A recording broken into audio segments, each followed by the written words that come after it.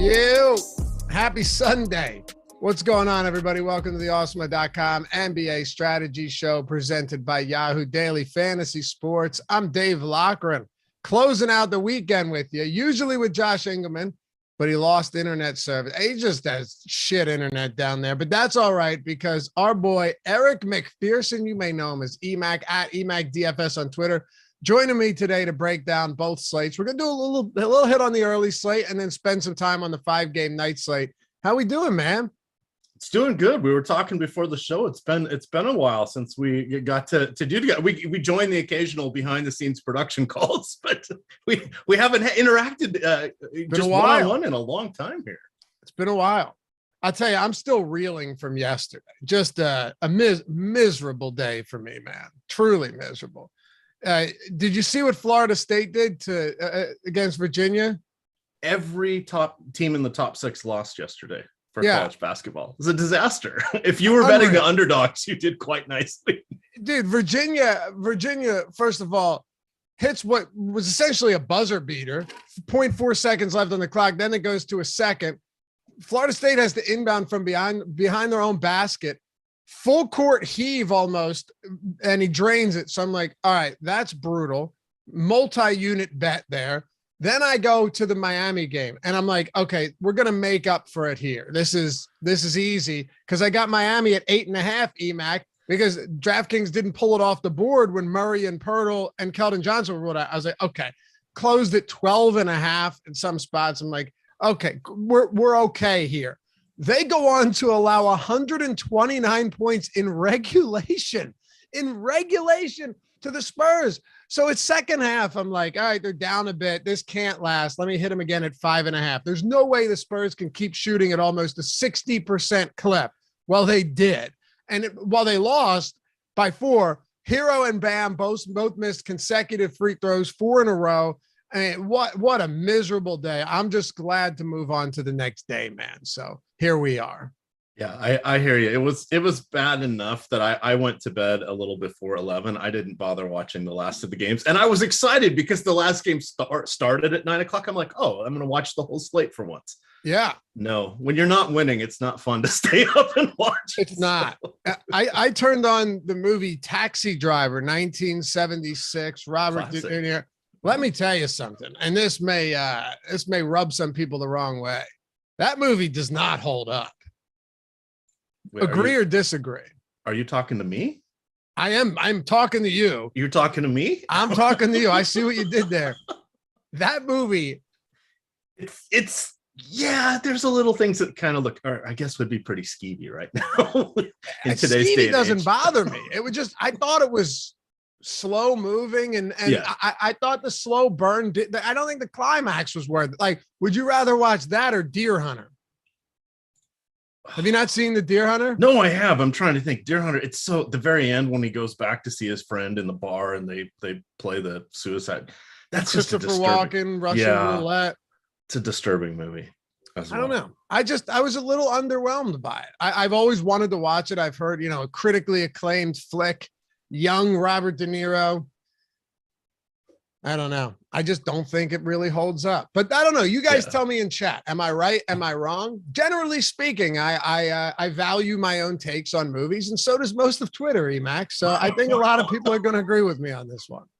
I will say I haven't seen it in a good 20 years. So it's, I've seen the Deer Hunter more recently. But both of them. I mean, if you, what was the other one with Jonathan Voight and Burt Reynolds, with the dueling banjos, I don't know. What was it? I don't really watch many old movies. David Porter says it doesn't hold up, but he also said the Deer Hunter sucks too. I haven't seen the Deer Hunter in like 15 Deliverance. Oh, the Deliverance. I've only seen pieces of that. I've seen some of the scenes that are, the quotable ones. Yeah. The pig one, not good. Squeal. All right, dude, you ready to dive into this? I think we could spend a few minutes on the early slate, right? Oh, absolutely. Absolutely. I'm going to pull up. I was just loading this stuff up to Yahoo here. So hit that thumbs up too, if you guys haven't done so yet. Appreciate you for being with us on a Sunday morning. I know many of you are, likely nursing a hangover or whatever it may be, but we're here together, hanging out. Work week starts again tomorrow, but we've got 5 games on the night, 2 games on the early. James Harden making his second appearance with the Sixers. I'm excited for it. So hit that thumbs up if you haven't done so yet. Subscribe to the channel. Almost at 74,000 subs. Thanks to you, beautiful people. Oh, and if you want to join too, you want to join Team Awesemo, hit join down below. Get the free super chats each month, the custom emojis, the sweet badges. You see many of them in chat right now. And we'll always prioritize your questions and comments in along with our Discord members. I got to ask you, Jordan Klein, producing today's show, man gets up early on the West Coast. I might keep bugging you about this. When are we getting the VMix social up? When's it happening? We'll have like the badges and the subscribers and all that appear. Hopefully by the end of next week. I want to say maybe it'll. Okay, you keep pushing the timeline. You sound like a politician. Yeah, we'll see. It's coming though. Don't worry, it's coming for sure. All right. He's aligned with Tyler. I got the same song and dance from Tyler. Yeah, exactly. These guys have spoken. These guys have talked. All right, man, let's talk about the early slate. Started off with this. There was a lot of, and I'm not going to overreact here, but I do think it's at least reasonable to react from what we've seen from that first James Harden game. A lot of people saying, he won't be able to coexist with Embiid. It's not going to look good. Embiid said after that game, of which they just walloped the Minnesota Timberwolves, that he's never been so open in his life. And it was actually shocking to him. He's like, did you see the looks on my faces when I was getting some of these passes? Because Ben Simmons didn't shoot. So yeah, he was a good passer, but he didn't open anything up. I'm here to say right now, EMac, even based on one game, but I've been saying this before they played a game together. I had zero worries about their ability to coexist. I have none now. You saw Tyrese Maxey have one of the best, most efficient games he's ever had. This team could be really good. And now it's just a matter of how much are we willing to pay for guys like Joel Embiid and James Harden? Yeah, and that's going to be the tricky part. So I'm just kind of filtering by this early game. On DK, we've got 11-4 and 10-7 for Embiid and Harden. FanDuel, they're 11 and 9-7. Yahoo, 54 and 49 there. So they've really appropriately priced both of them, I think. So the fun thing on these smaller slates, and especially early on in the day, or the early Sunday games, because not everybody's up. There's not a lot of content for them. It really comes down to 1, raw points, and 2, which of the 7th, 8th, or deeper bench guys do you like, especially if there's not a lot of injury news freeing things up. So I think starting off with one of these two is probably a savvy move. It's always tricky to go to a center because that's usually the best point per dollar plays on the slate. However, when you have someone like Embiid, I mean, it's going to be tough for anybody to come close to approaching his points. Right now, he's projected for about 10 more than Harden, and they're the top 2 on the entire slate. You got to go all the way down to Devin Booker sneaks in there as well, but it's going to be a good one. But I agree with you on James Harden joining the team. We forget a lot because we were so used to him being the ISO guy and then, dominating usage and touches. He's still one of the he's not underrated, but he doesn't get always the credit he should for being such an outstanding passer. Yeah. And because everybody gets tired of him, drawing the fouls and all that fun stuff. And he's an amazing scorer. And now he's got, Embiid as well as the budding star in Maxey. I mean, I think this is a great fit for this team. It's kind of what and then lest we forget about Tobias Harris too, lurking and doing whatever needs to be done. And people are calling Harden washed coming into this one. That step back 3 with a hand in his face still looks pretty good. So yeah, he's going to be 37. It's the Dirk Nowitzki. It's just like, he's just going to keep doing it. Yeah. He's just going to do it forever. Yeah. It's nuts. PJ Clemens says Sixers still suck. I disagree. I mean, when you can shoot 50 combined free throws a game, things can exaggerating, but things can get pretty intense. And I will say the thing that was most encouraging, Doc Rivers is not someone that I place a ton of faith in, but he did do a good job staggering those minutes. And that was important, right?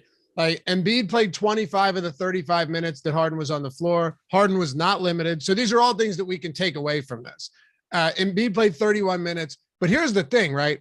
Harden played 35 minutes but he came off because this was a blowout with 4.5 minutes to go. So he was actually pacing 39 minutes in this game. I don't think he's going to play 39 regularly. I'd probably put him around 35, 36 range, but it definitely lightens the workload on Embiid. So one thing I do think could be a possibility is that Joel Embiid begins to see maybe a couple less minutes a game because you don't need him to do quite as much. Yeah, that I would agree with in this long-term look, because they're poised. They just unleashed what we saw in the last game. That's going to be an entirely different look for them as they head into the postseason. So I don't want to say Embiid's fragile, but more often than not, he tends to get one of those nagging injuries or overuse injuries. So I think you're correct there in that he'll start to see a few less minutes per game. It may take a while for the salary algorithms to catch up with that. Depending on how the standings work out, he'll probably sit 2 times between now and the end of the year would be my guess. So we've hardly seen him sit at all this year. So maybe it'll be more like in-game rest if the opportunity presents itself. So that's just going to be an added layer of risk, I think. Steven, I'm not going off one game sample. One game's better than 0 games. And we saw how they were staggered. We saw what the rotation looked like. So that's what I'm getting at here. That stuff to me is important. Yeah. Is there anybody you really love from Philly or New York? Obviously, I think value is where we should probably talk about, because listen, anyone can recommend playing Harden and Embiid in a spot like this, but is there room to get to like a Matisse, or anybody else down here that might not be very expensive but could get like 20 to 25 minutes? Yeah, I think Alec Burks is going to be on the other side, is going to be one of the better value options here. You've got Evan Fournier always kind of lurking as, is he going to disappoint the hell out of me or not? The answer is probably, but because either you play him and he's horrible, or you don't play him and he goes for 35 fantasy points. Of all of them, I think Thybulle's probably the most interesting because he's the closest to not quite minimum price, but 38 on DK, 43 on FanDuel, 11 on Yahoo. He is someone that, especially on FanDuel and Yahoo, where you get 3 points per block and steal, all of a sudden get 3 or 4 of those against questionable backcourt of the Knicks. He could be in the optimal lineup quite easily. I think so too. Game. Yeah. And he last game, Matisse only played 23 minutes, but he came out with like 4 minutes left in the third and never came back, and that game got out of control. So I think there are games where you could see him play a lot more than 23 minutes. And with Harden out there, Matisse is not a good shooter, but you're just going to get more and more open looks from him. So you could see him gone to see a slight uptick in volume, or at least better shot quality. And that's really what it comes down to. I don't have any real interest in, I think Randall, if you wanted to get different, is fine here. And, some bigs have had surprising success against the Sixers this season, but if you're playing Randall, that means you're going to have to forego some of the other options on the slate. You have Devin Booker, you have Harden, you have Embiid, you have Mitchell. There are a few really good options here. So anybody else for the Knicks? Not really. Julius Randle's always in play, Robinson, but going against Embiid, it wouldn't be a shock to see him get in foul trouble quickly, et cetera. You're just going to be taking some chances on these guys, but I think they're all reasonable. And then of course you get who knows what Tom Thibodeau's doing with the minutes, who he will be bestowing them upon randomly, but mix and match these guys, because we're going to say about the same thing for Phoenix and Utah as well, because with Devin Booker for sure. And you're just going to continue to see big minutes, insane usage. It's not a good matchup, but that almost has to be thrown out the window on a 2-game slate, just as you're throwing out that matchup against the Heat for the Spurs yesterday because of all the value, even though the Heat's defense looked like the Pistons. I mean, it was insane, but yeah, I think Booker's another one that you're going to want to get plenty of. I really have no issues with Donovan Mitchell, Rudy Gobert, like all of these guys. Although you did make a good point when it comes to value on these short slates, sometimes you just would look towards a center that gets 15 minutes a game and hoping that, as a 1 fantasy point per minute guy or 1.2, whatever, he can get you 20, 23 fantasy points. Yeah. And I'm looking, Aaron Holiday is questionable. I'm just seeing if they updated anything. I believe it was an ankle injury. It was an ankle, yeah. So ankle soreness took him out of the last game. Campaign's still going to be out. I think you can take a chance on Holiday. You can always pivot down to Elfrid Payton if he ends up being out. Yeah, you'll probably get anywhere from like 23 to 27 minutes from Holiday, assuming they go with the same rotation and he comes off the bench. And that again, as he did in that first game before the ankle.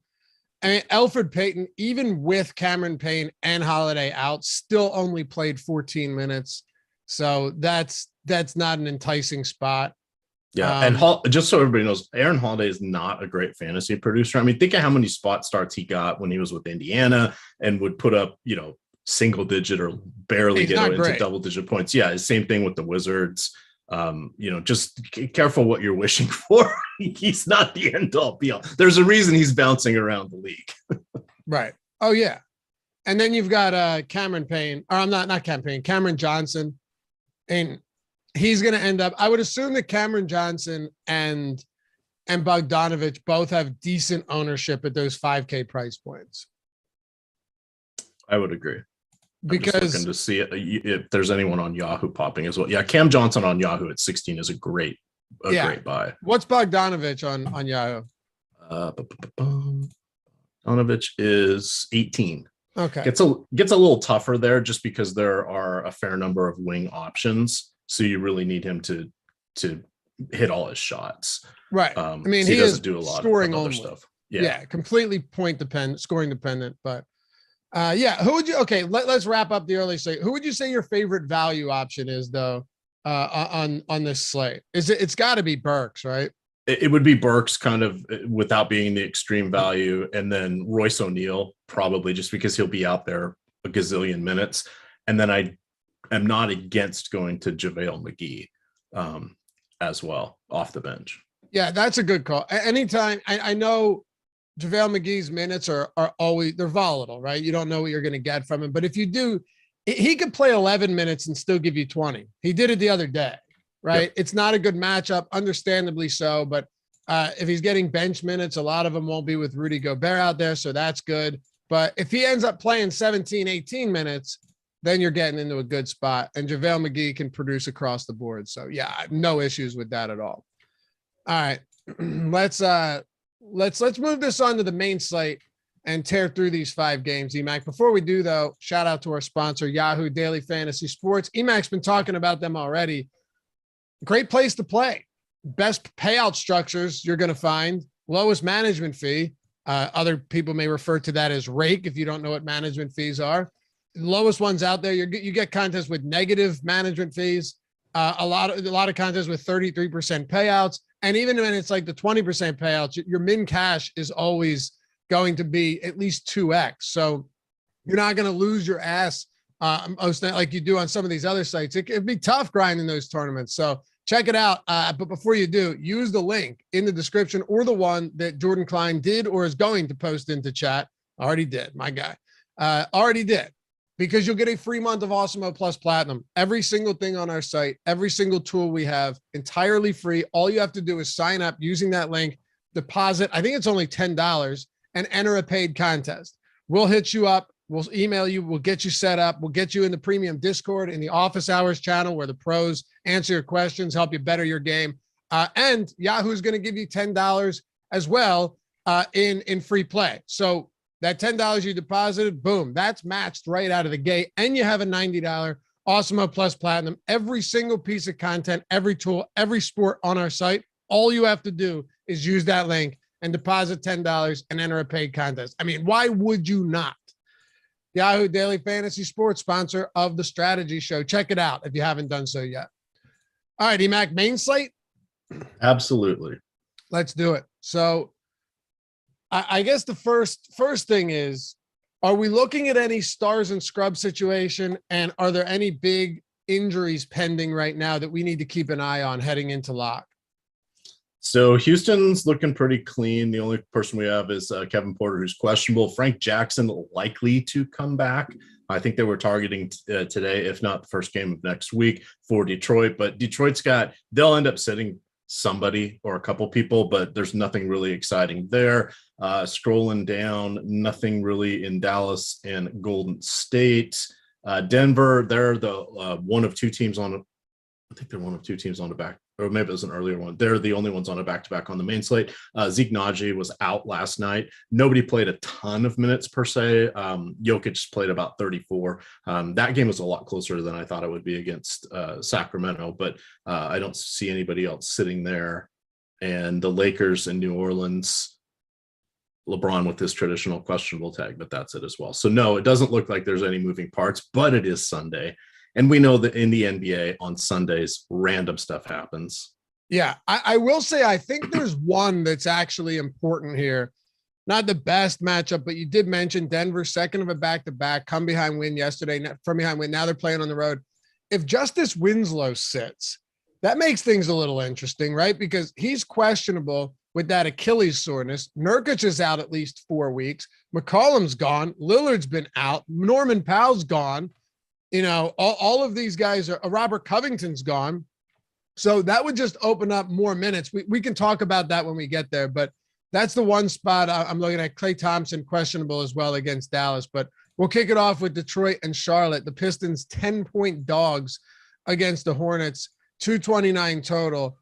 Man, did I get raked over the coals with that Charlotte-Toronto game the other day, man? Oh my God. I bet like every Siakam over, I had a lot of exposure in tournaments to Toronto. They did not show up. What'd they lose by, like 50? Yeah, it was a disaster. Anyway, we move on. Yeah, they lost, 125-93, but at no point was that game competitive.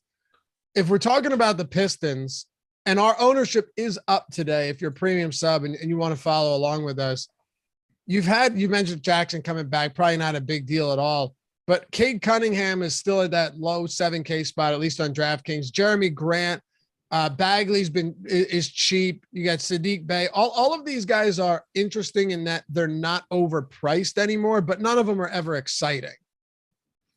Yeah, they're on a back-to-back.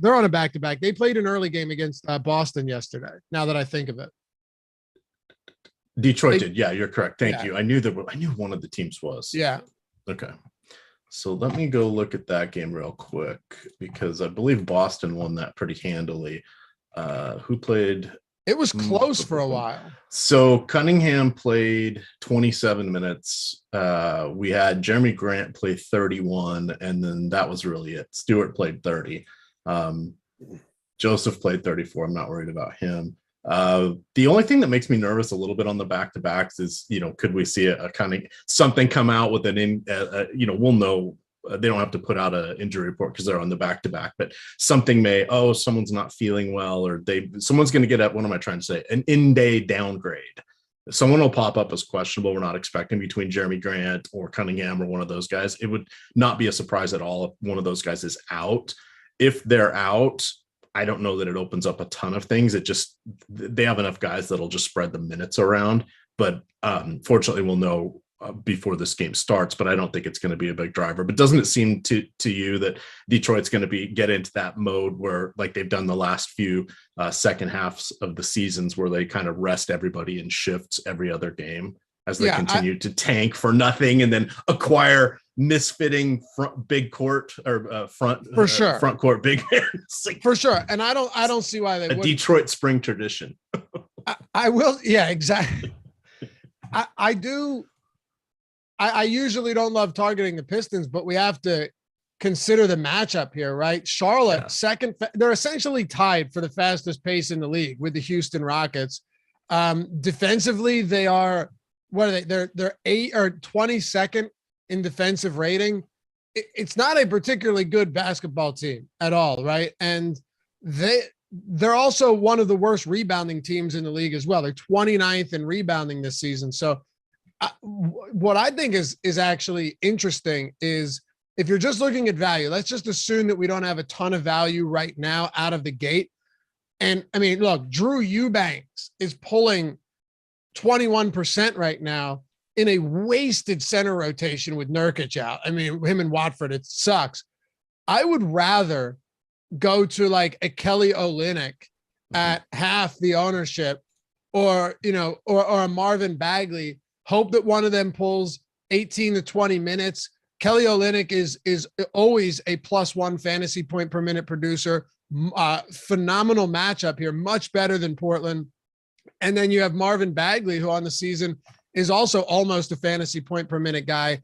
And he's come and played some big minutes in recent games.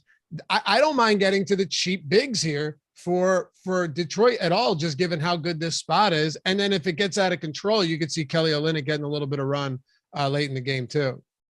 Yeah, that makes sense. He's 3,700 on DK, 12 on Yahoo. Those are good prices there. The one guy that really does stand out, assuming he is playing and starting, Jeremy Grant at 25 on Yahoo is one of the better point per dollar options that we're going to see. He's 6,000 on DK, 61 on FanDuel. Those are okay, but he really stands out at 25 on Yahoo.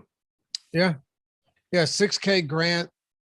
I think there are plenty of spots to get to with the Pistons today, whether you feel good about it or not.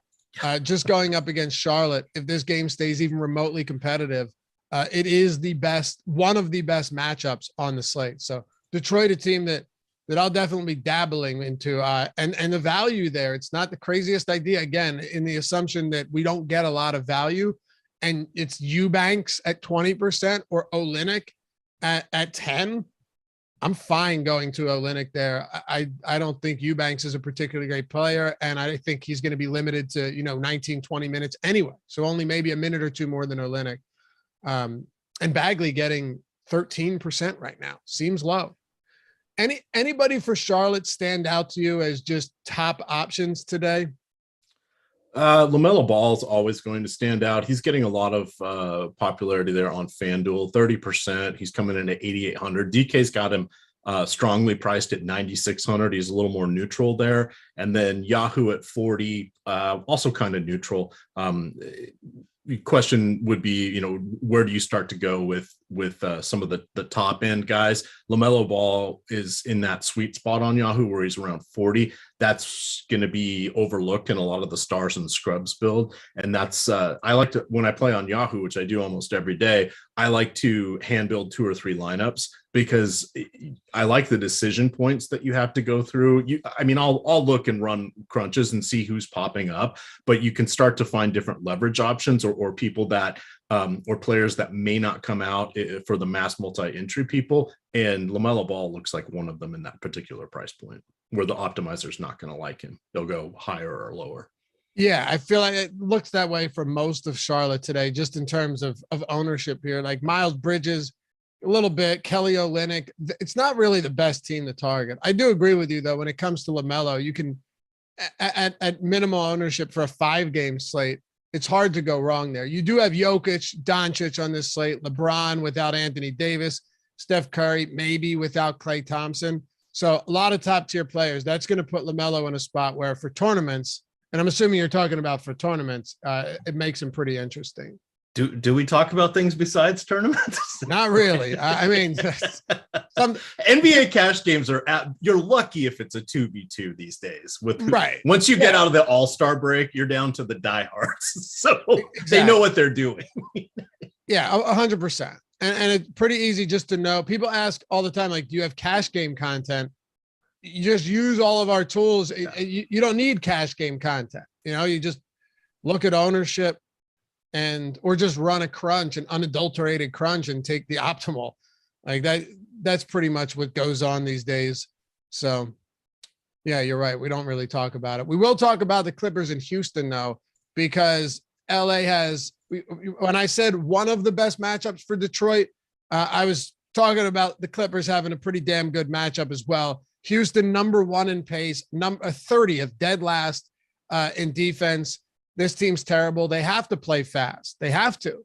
And now you've got the Clippers coming into this one as big road favorites, 7 points, 229 total here. Still no Paul George, right? So we're looking at the same team that we've been working with for a while now. Reggie Jackson, Marcus Morris, Ivica Zubac, Nicholas Batum, Amir Coffey. Any of these guys kind of stand out amongst the rest of them in such a good spot? Isaiah Hartenstein in a Remember Me game. Ooh. Like literally remember me, guys. No, I'm not joking. He's carved out a nice backup role here, and going against Houston is a decent matchup for him as well. So as we start to look for some differentiation plays, I think he falls squarely into that mix. Zubac was a little bit disappointing. He's been uneven with his play recently. A 51 on DK, that's all right. 16 on Yahoo, I'm not really a fan of. FanDuel take him or leave him at 6,000. But the interesting thing in this game is there's not a single player projected for over 38 fantasy points. Okay. That to me just sort of says these will be filler guys. You will have at least one or two people from this game in your lineups, but it's really hard to pinpoint someone that you want to get to. People that I generally target when I look at looking at the Clippers, for me, I usually look at Reggie Jackson. With everybody, with obviously with all their stars out this year, he's someone who's interesting just because he's going to get the minutes, and he does have the ability to go for 40 fantasy points if he gets a couple extra steals or if he lucks into, his shot actually falling. He is someone who's decent. So usually from the Clippers, it's him, Zubac, and as I mentioned more recently, Hartenstein are the guys I kind of like. Terrence Mann is someone I think you can consider a little bit. His price has come up with his increased responsibilities and a lot of the run that he's been getting lately. So it's one of those where you're like, how much am I paying for this guy? Wasn't he 4,000 not that long ago? I think people tend to shy away from that. This is, as Loughy pointed out, an excellent matchup for him. On the other side, I mean, I don't hate Christian Wood. I just never know what his motivation is going to be these days. The thing about, Hartenstein too, is the last two games, one of them was a monster blowout against Houston. He played like 16 minutes to close that out. And then Zubac, this is interesting too, because he got in foul trouble in the second quarter, lost a few minutes at the end of that quarter, about 3 minutes, and then picked up his fourth foul about 6 minutes into the third. Hartenstein, however, in a competitive game throughout, ended up playing he played what? 6, then played 16 straight minutes.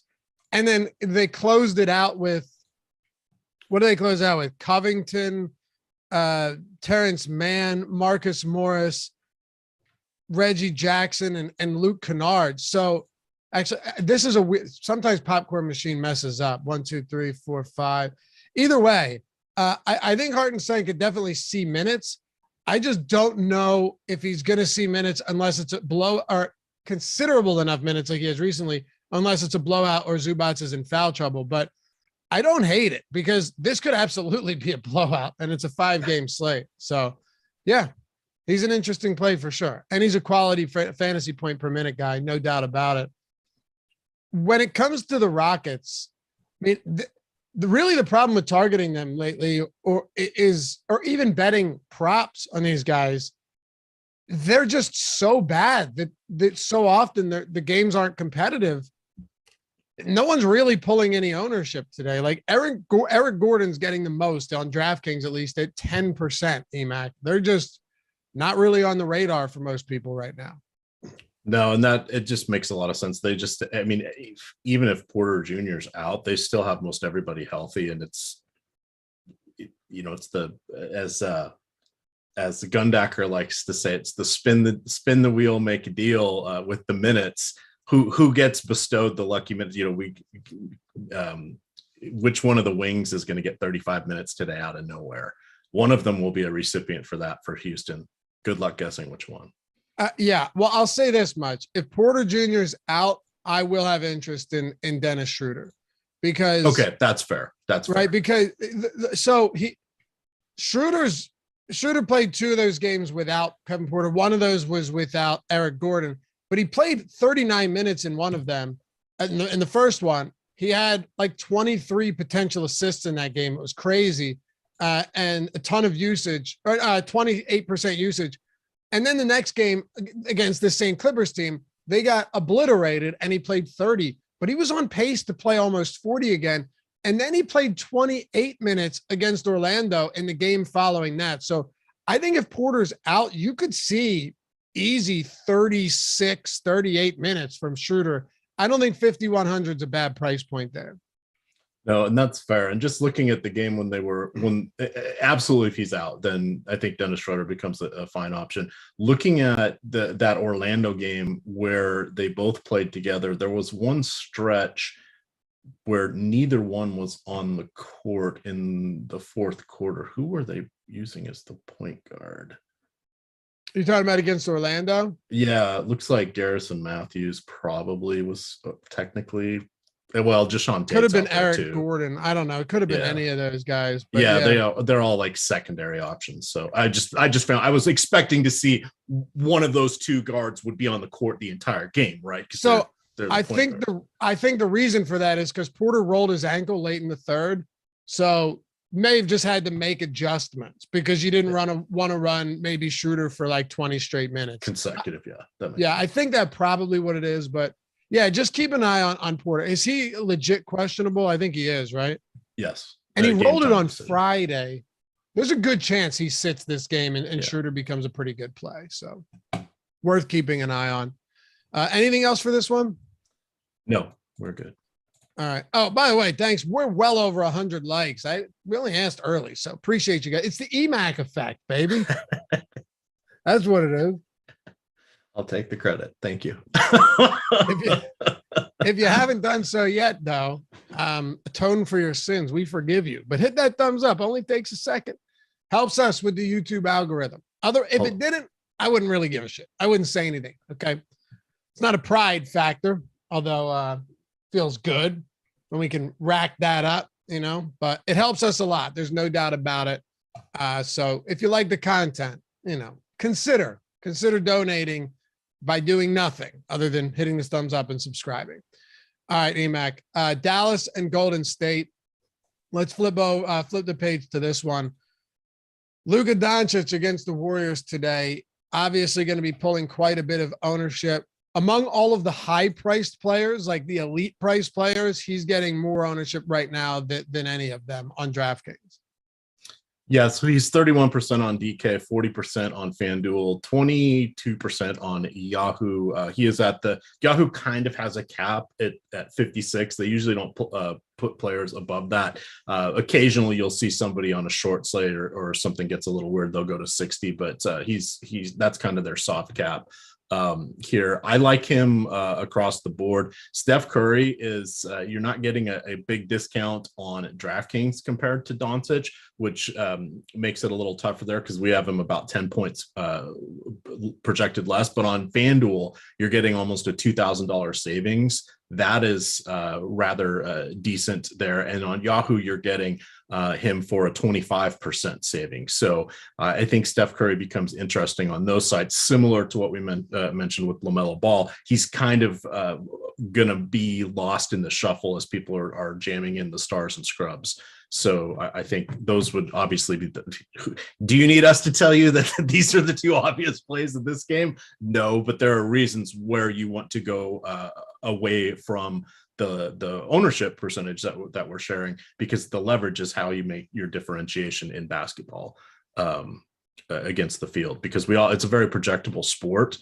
But there's a reason they play the games, right? Everybody was worried last night. Oh, Giannis may get blown out. He may not play all of his minutes. They lost.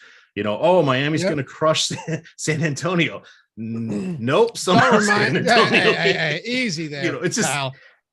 We gotta have a little callback just to make Loughy's thing just a little bit. I don't need to be reminded of that. Right. It goes both ways too. Like I mentioned, the Charlotte and Toronto game. Toronto was a 2.5 point favorite, and they were down by like 40 points at one point just on Friday. So it happens both ways. Yeah. It's weird. Things are weird. And you can see games that, that look like they were a blowout, but really weren't. For example, yesterday, Detroit and Boston ended up winning by like double digits, but Detroit was leading 6 minutes into the fourth quarter. Yeah. It's just the way it goes.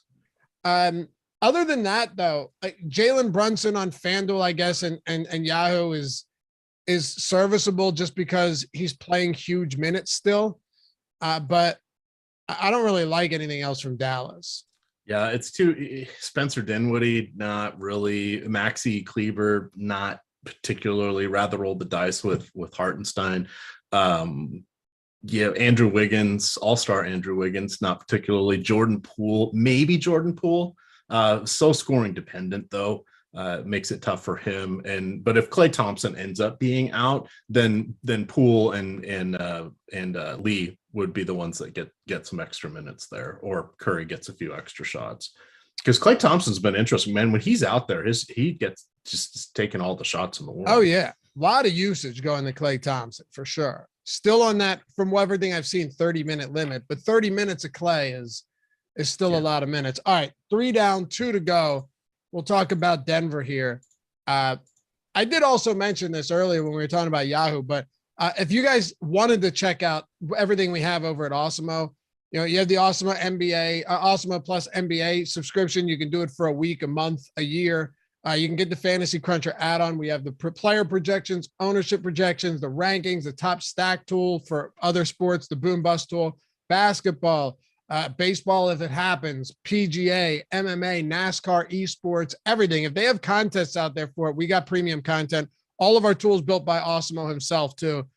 Man has won much money using these very tools. So check them out along with all of our articles, all of our other content. And if you wanted to do an express pass it's like $4.95 a week and get those tools, get all of our showdown tools with that as well. You can, if you want to make a legitimate investment, go for a year, and you could do one sport. You can do any sport you want, all of them, month, year, week, whatever it is. Awesemo.com/join. Check it out if you want to join us. And I say this to everybody. I mean it.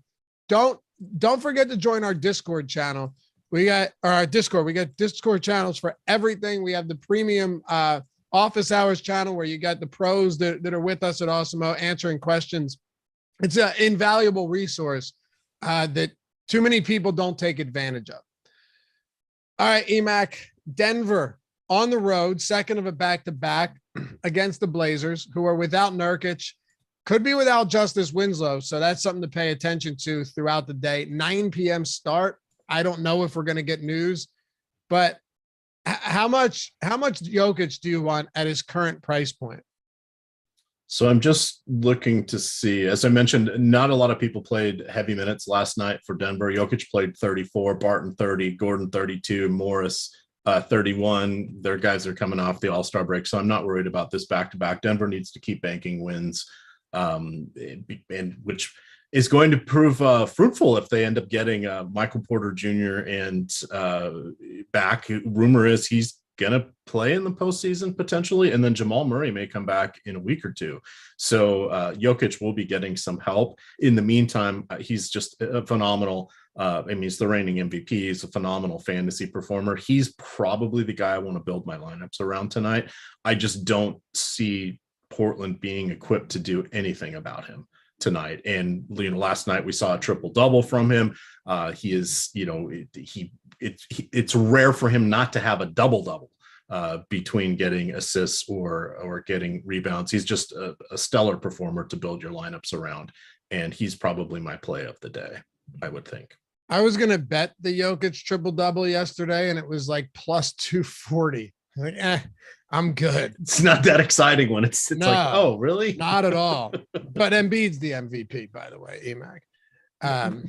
Currently, it's still, the trophy's still at Jokic's house. Right? Yeah, for sure. But you said likely to be. You and Josh, man. You and Josh. I still think it's Jokic. I don't know. I'm just going off the odds right now. Embiid's plus 125. Jokic is plus 270. So until they flip, sticking to my guns here.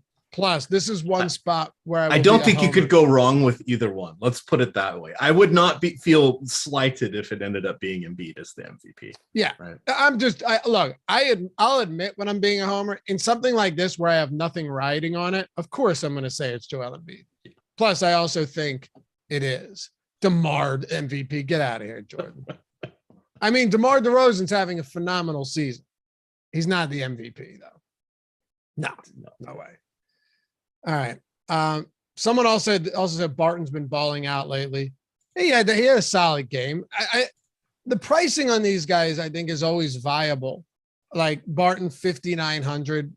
If he's going to come in at that price, I have no problem with it. But no one's ever exciting for the Nuggets outside of Jokic if everybody else is healthy. You know what I mean?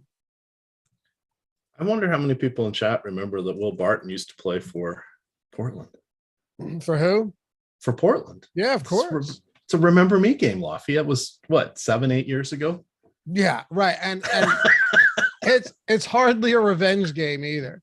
Hardly. I mean, no, I think Barton's in good shape here. Portland though is really interesting because there's nothing worse than a center going down, right? A valuable center like Nurkic, who provides in an array of categories at a very impressive clip, and then your coach just decides, nah, we don't want to have someone, fill that void. We'll, like an individual, supplant him. We'll just have like two guys, not even split 48 minutes. It sucks. Because if Watford was starting and playing 30 minutes, he's as much of a lock as there is. Or even if he wasn't starting, but he was getting that additional minutes, like 28 off the bench, maybe it suppresses ownership a little bit. People still go to Eubanks. But between Eubanks and Watford, they're not even minimum salary anymore. It's so unexciting to get like 20, 22 minutes for each of these guys. Yeah, I'm looking at the game flow box scores, and you're right. They aren't even combining for 48 minutes. No. Like they're coming between 3 and 7 minutes short.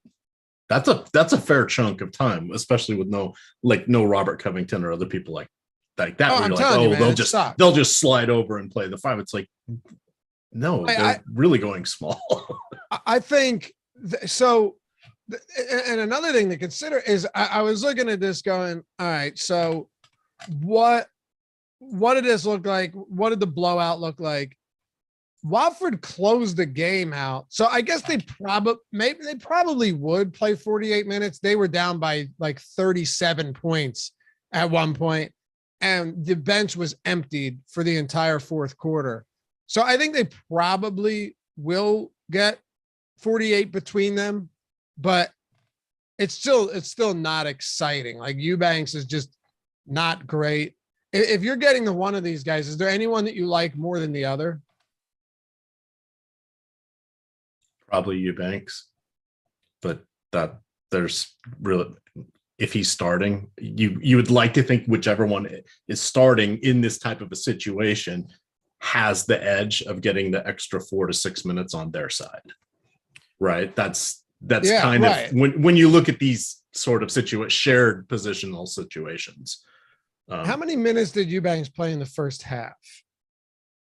6, 13 minutes. Okay. So I'm willing to adjust my thinking here a little bit. Maybe Eubanks if Eubanks plays 26 minutes, I'm not saying he will, but 24 to 26 minutes from Eubanks is fine. It's not exciting though, EMac. That's what I'm saying. It's not exciting. Anthony Simons is going to continue to chuck it if this game stays close. Josh Hart's going to play big minutes. I don't have a problem with either of those guys really. And then we'll just pay attention to what happens with Winslow. Yeah, absolutely. And obligatory mention for your fellow Philadelphian, Eitan. You got to look at those 3-point props. Take the over with Simons because that's Eitan's thing. He loves those props, man. He certainly does. I'm not positive who would benefit the most with Winslow out. That's one where I want to look at the starting lineup, but CJ Ellaby is on. He's $10 on Yahoo. And I see someone say, "Hey, drink every time EMac mentions Yahoo." Yahoo's a great place to play. It's got the lower management fees. They're always having decent contests. Their contests almost always don't fill completely, which means you're playing at a reduced rate on an already reduced rate. And the other nice thing is they, whenever they start a slate, it goes through however many games are left. So when you start at the 7:30 games, you get all the games in the rest of the night instead of just 3 games in the middle of the slate or what have you. It's a phenomenal place to play, and a lot of people don't do content for it, but we do, because we have the DFS Building Blocks article every day, Loughy, with the featured Yahoo every play of the day of the week. Check it out. Yeah, I love it. I do a lot of our articles for Yahoo for basketball, baseball, and football. Football, that postseason thing, they had a free contest, and it was called the Road to the Super Bowl. It was a single entry for take your 4 weeks of the playoffs. I ended up getting like 6th or 7th overall, won an extra $150, tied for first the last 2 weeks off my articles. By the way, I don't mass multi-entry over there. I played 3 lineups and for the Super Bowl and had the top 2 scoring lineups there. I shared with a bunch of people, but I netted $1,000. Yeah. Who doesn't want to make $1,000? Come on. I know. Use the link in the description. Get a free month of Awesemo plus platinum when you do it as well. I'm pretty sure this is going away soon. So yeah, I heard a whisper about that. So take advantage of it now. Let's wrap it up, EMac. We got one to go. Pelicans and the Lakers in LA. They are what? 1.5. Lakers laying 1.5 at home, 222 total. When it comes to this Pelicans team, you're seeing CJ McCollum just handle a massive workload recently. It has certainly taken a toll on Brandon Ingram's overall production, but his salary has remained, in that mid to high 7K range. I still think Ingram is going to produce some solid numbers at a mid-range price, no doubt about it. But him and CJ McCollum are the 2 guys right now that are handling a lot of that workload. And then you have Jonas Valanciunas as well. Yeah, this is kind of a 3-pillared approach there for the Pelicans. That's their version of the big 3. It's not overly flashy, but we know where the fantasy points are going to come from. You can also put in Jackson Hayes in that mix as well if he's still lurking near minimum salary. And things just get nicely consolidated with those 4 players. You're absolutely right about Ingram. He's sort of he's not, I don't want to say taking a back seat, but McCollum's shooting since he has been with the Pelicans, he's averaging just over 20 field goal attempts per game. He's averaging 8 3-point attempts per game, and he had his career high with rebounds in one of these. It's like he's filled in the Josh Hart role for rebounding, and he's also taking 25 shots or potentially 24 shots a game. Ingram still solid. He's just filling in everywhere else like he always does, and we aren't seeing the massive upside games from him, but rarely does he disappoint. And he's sort of in that he's a nice foundational piece because his salary supports his basic outcome, and he's not the variance on his outcome or his outcome range just are not dramatically wide, which doesn't always have you turning cartwheels in tournaments, right? Because we want those monster upside games, but this is a reasonable one for him. I think he's familiar with playing in Los Angeles. Something tells me. Yeah, he's been there a couple times. Something like that. And then who's gonna body Joval in the paint? Dwight Howard will get a chance at it or whatever, but Joval should have a nice rebounding game. I like him for a double-double. So everything's consolidated nicely with those guys. LeBron without Anthony Davis, phenomenal. Who knows what's up with Russell Westbrook, but the Lakers, it's LeBron, Taylor Horton-Tucker would be probably my second choice from the Lakers, and then third choice would be Westbrook. Okay. Distant third. CJ McCollum, 1.3 DraftKings points per minute since he's come to New Orleans. Significant. I mean, very significant. Ingram's at 0.96. He's a 1.15 guy on the season. So he's definitely taken a bit of a hit there in the 6 games that McCollum has played, but I think that'll stabilize a little bit more too. And when you look at it, like Ingram still has a 26% usage rate in those games. McCollum's at 31%, Joval at 22%. Honestly, I think all of them are viable today. I'm not trying to get all 3 of them in the same lineup, but you're talking tournaments here. You're looking at a Lakers defense that, especially without Anthony Davis, we've seen them struggle this season. Relatively high total in this game. So I'm on board. Wrap it up with the Lakers. You did touch on it a little bit, but with LeBron James, he's getting a lot of love today, and I think rightfully so. But Dwight Howard is currently the highest projected owned player on the entire slate, EMac. DraftKings minimum salary, Dwight Howard played 26 minutes last game.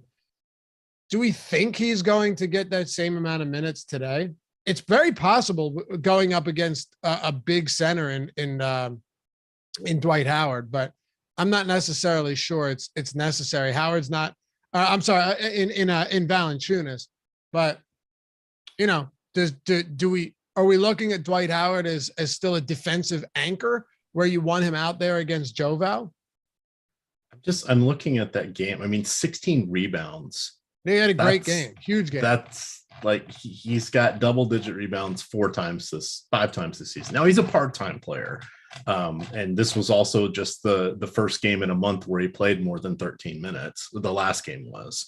So I don't know. I mean, this is one of those where, this is going to be a huge decision point on the slate. If he continues to carry that sort of popularity with him, I mean, we've seen him disappoint time and time again. Fouls are always an issue in this. I'll probably try to match the field, I guess, or come in a little under. I don't want to be over leveraged on Dwight Howard if he's going to be that popular. Okay. And they did go small to close this game out, right? So Howard was not on the floor in a close game for the final 5 minutes, of which they ended up losing.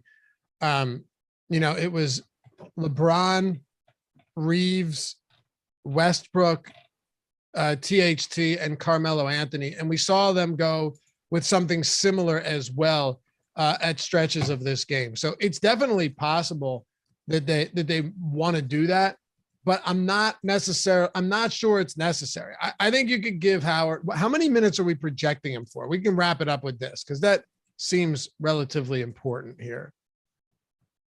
I'm not looking that. I'm looking up to see how he's performed against Joe Val. Yeah, we can't even count that because that last time he was with Philadelphia when he played Joe Val, and Joe Val was with Memphis. Because Joe Val is one of those guys, he will drift out, and we know Howard doesn't like to leave the paint very often, but I'm not. Yeah, I don't know what to do with Dwight Howard. There's a more succinct way of saying it. I don't know.